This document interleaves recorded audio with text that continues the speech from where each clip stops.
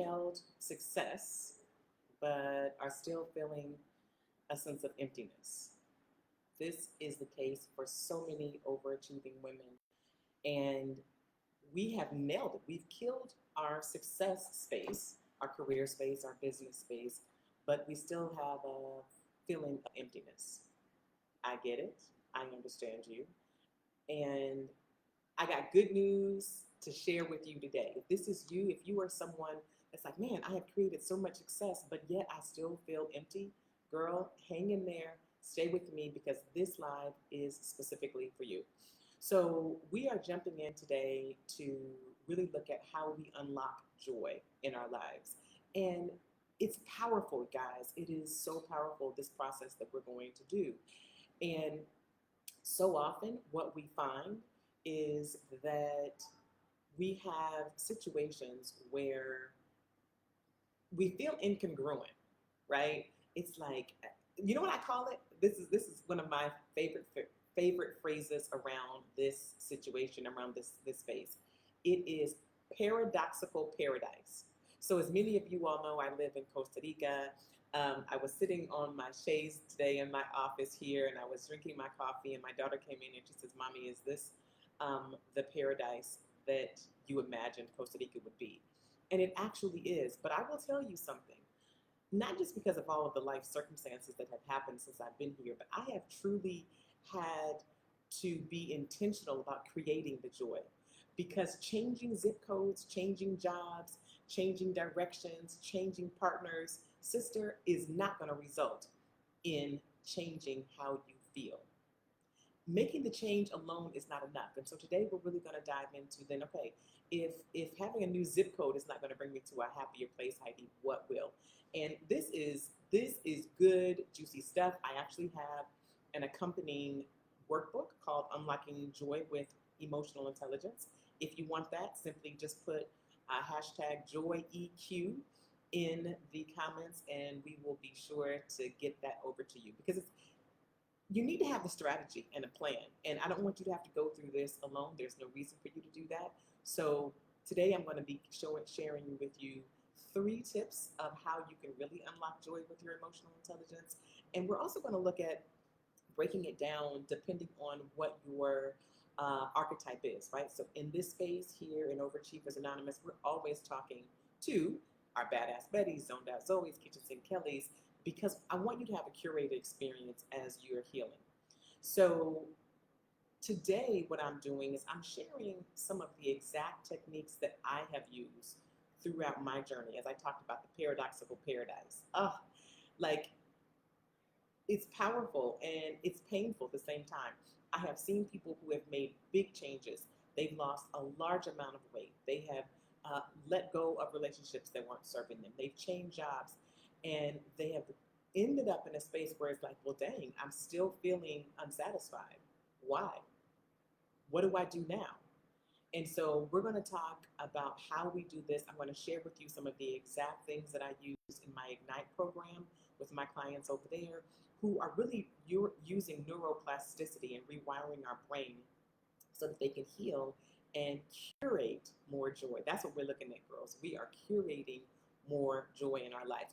So, in our space of overachievers, we talk about our 4 different pillars, and I want to hit on them because I want you all to be tracking and understanding where we are in this journey. I don't want you just popping in and watching a live and then being like, okay, how does this fit into the bigger picture? So here we're looking at how do you create more sales, more serotonin, and more sex through self-healing.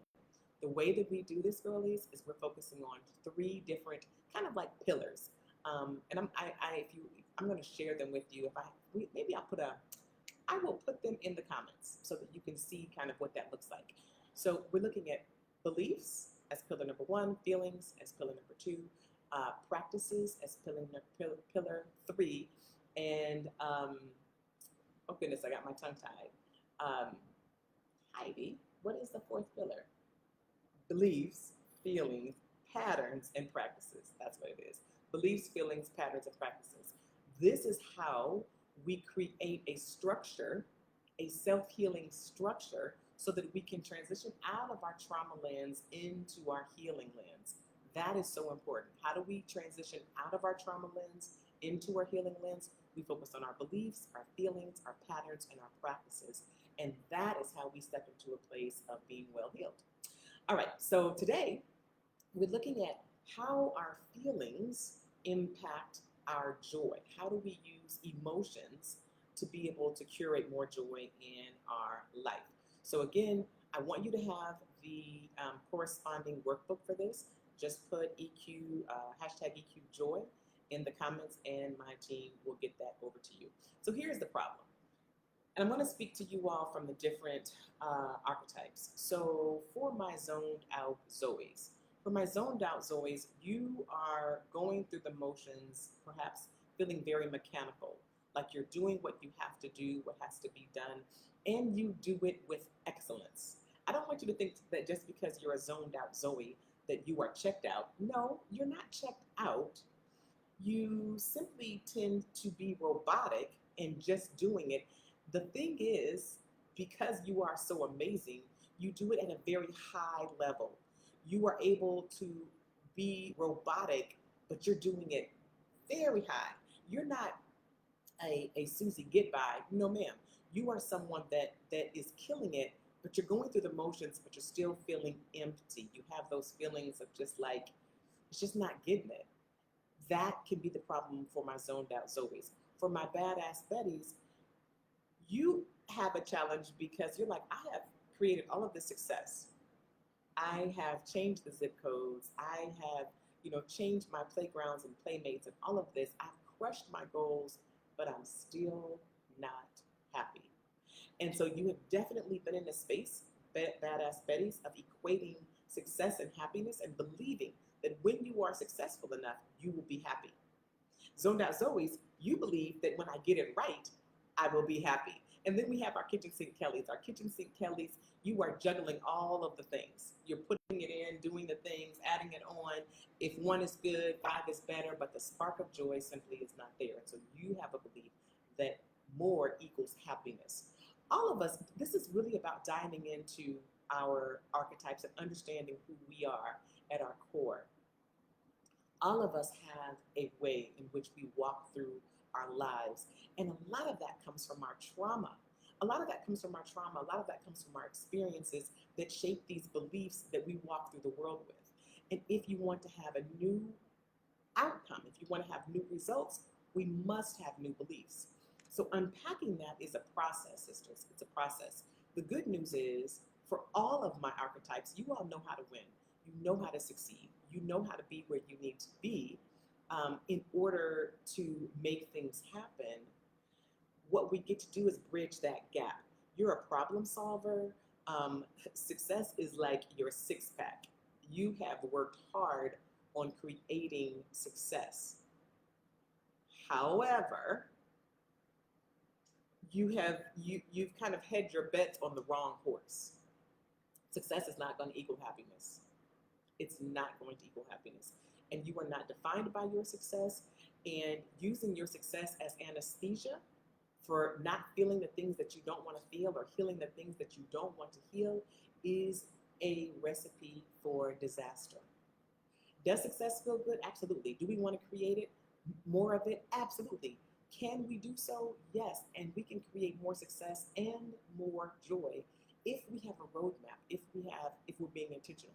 So again, I have a roadmap that is here for you in today's training. It's called Unlocking Joy with EQ. It's a workbook. It's really short.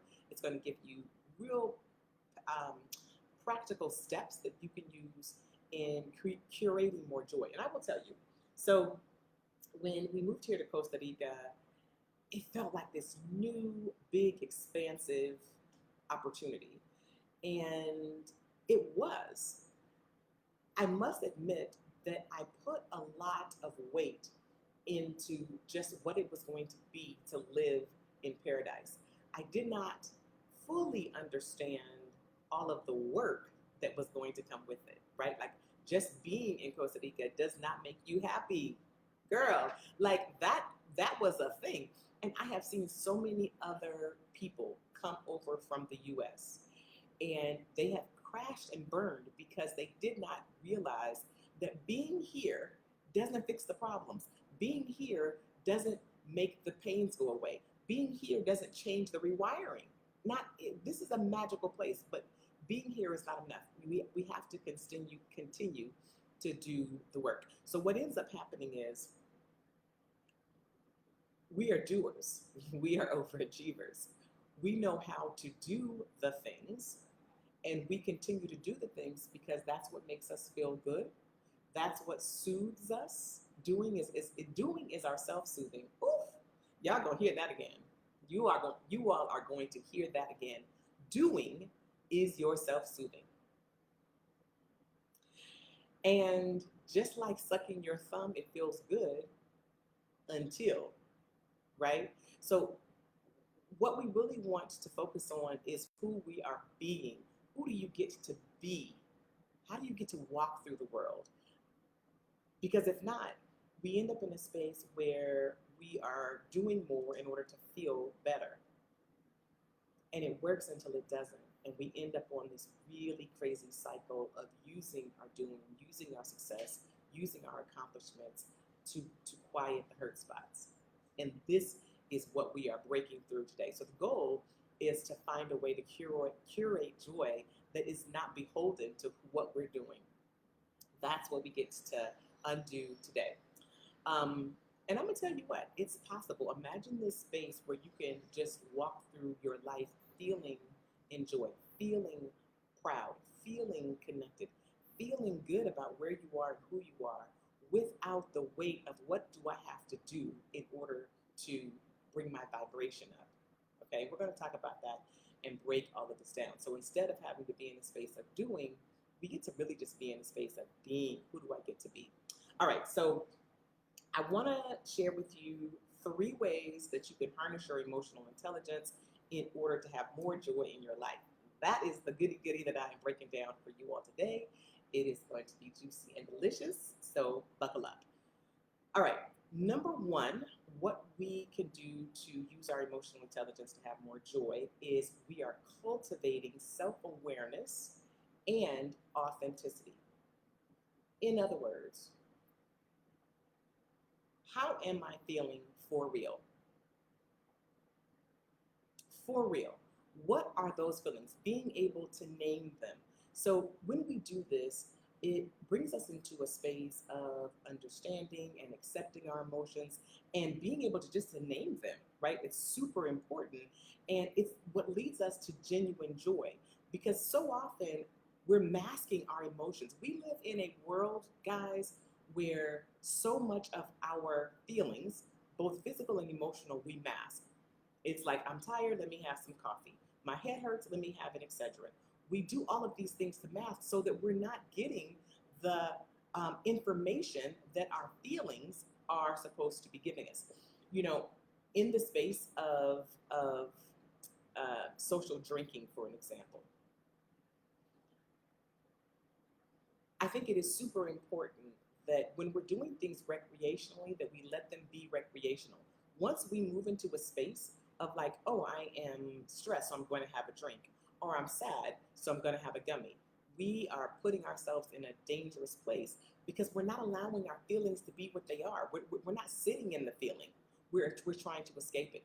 In my Ignite program, what we do is we teach the clients to be able to really using technology to help them to monitor and be aware of their feelings. We do this through various practices, and it's so powerful because the more you become aware of how you're actually feeling, then you can then begin to create how you want to feel, right? So important. Like, what emotions am I experiencing now, and what is it connected to? So cultivating self-awareness and authenticity is one of the first steps, and it really helps us to align our actions with our true desires, and that's what leads to more joy.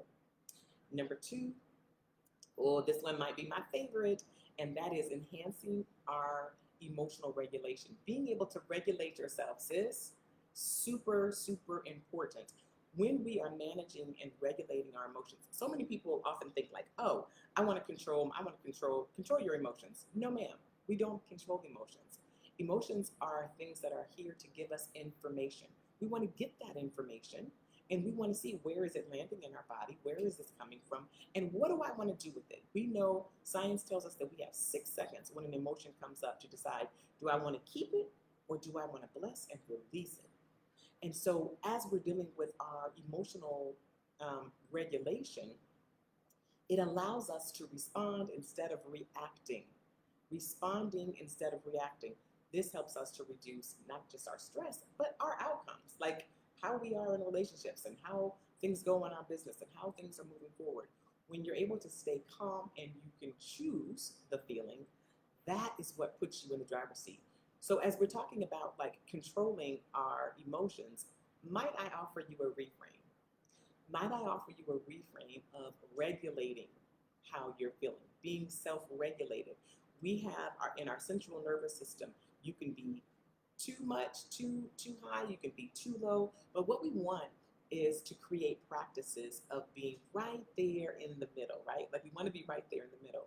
And with my clients, that is what we do. We really work on the process of how do I have tools and resources so that I can self-regulate whenever I'm triggered. So we have had some negative experiences, we've had traumas, be they big traumas, big T's, right, or little T's. And we'll talk about that at another time. But regardless of what your traumas are, being able to be in a space where you are regulated and you can self-regulate on a dime, that's magical. And that's how we step into a space of creating more joy. That's number 2. All right. And for our final tidbit of emotional intelligence juiciness today, our third one, is around fostering really meaningful connections. Girl, your vibe attracts your tribe. And it's so important for you to really dive in and to take an audit, a relationship audit.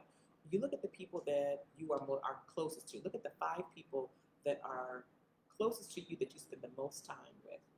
What's their emotional intelligence? Every time they call you, are they like, girl, this is a mess. I'm so disgusted. Life is never going to get better. I'm never going to find a man. Or are they high vibe people? That is the benefit of choosing a community that you are jumping into, is that you can get with people who are like-minded and who are striving to be in a space of curating joy and having success and having things kind of flowing together in an authentic and beautiful way. You need sisterhood. You need connection. It is vitally important for your emotional intelligence to be able to have the joy and the outcomes that you want in your success, in your business, in your emotions. So here is the deal, right?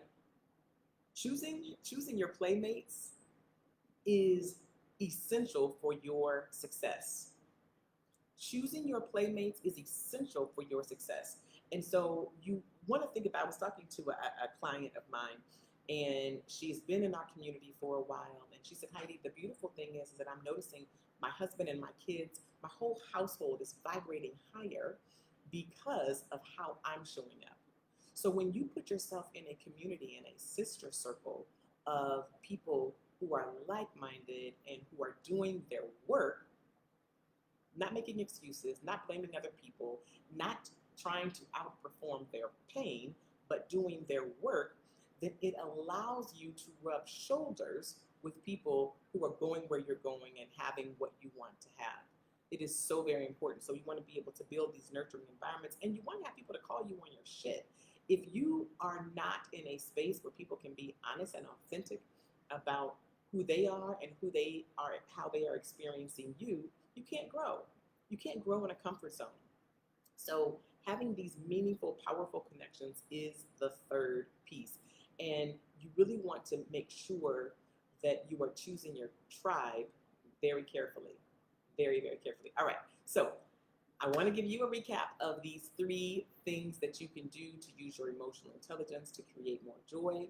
Number 1 is you want to cultivate self-awareness and authenticity.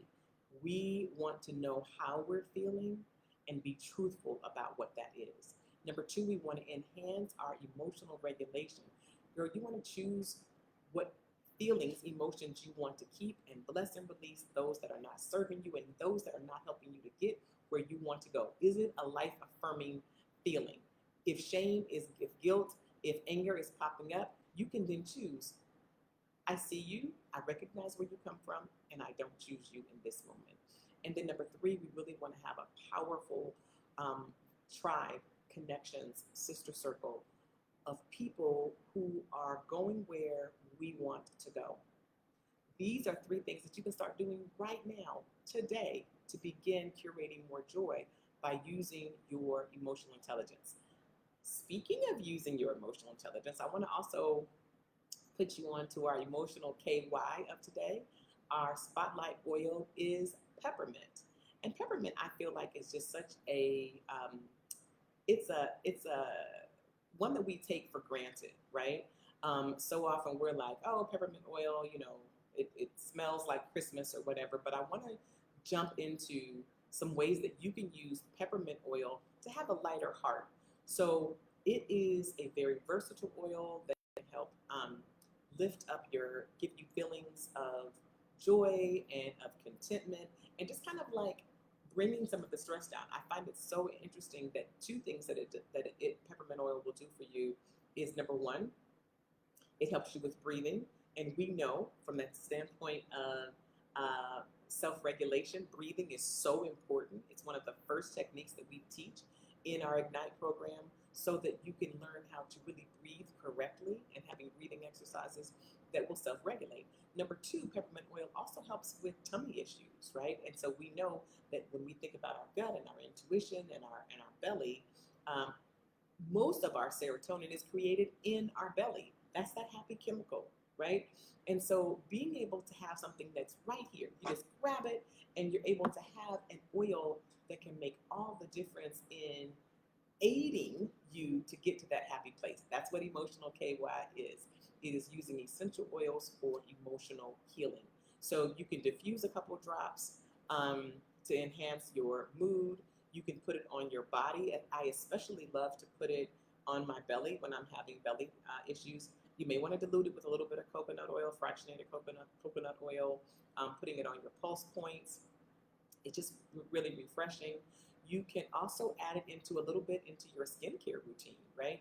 I love looking at different ways that I can kind of sneak drops of essential oil into my day-to-day life and things that I'm already doing, because in doing so, I am then able to really create some magic and some little burst of joy throughout my day. And that is super, super powerful. So also, lastly, I always want to talk about our mindful practices. When we use peppermint oil within our meditation, it helps us to really focus and gives us an overall sense of well-being. So it's a powerful oil. As you are using it, I invite you to use it with some intention, and then let us know in the comments, like, how is it working for you, as opposed to just having it as something that you put on to smell good. Truly looking at the aromatherapy aspects of peppermint oil. All right, folks, we have really gone deep today in looking at emotional intelligence and looking at our essential oils. I am really hoping that this is something that is serving your soul and something that you will be able to use practical steps. Here in Overachievers Anonymous, we are looking at practical self-healing techniques and steps and resources so that you can be the driver's seat of your healing journey. Your healing is not something that happens outside of you. While I may be Heidi Day Soul Healer, I am a conduit of healing with you. I'm walking beside you. And so I thank you for being here. I thank you for allowing me into this space of your time, your heart, your energy, and all the things that you choose today. I hope that you will choose to be well healed. We'll see you next time.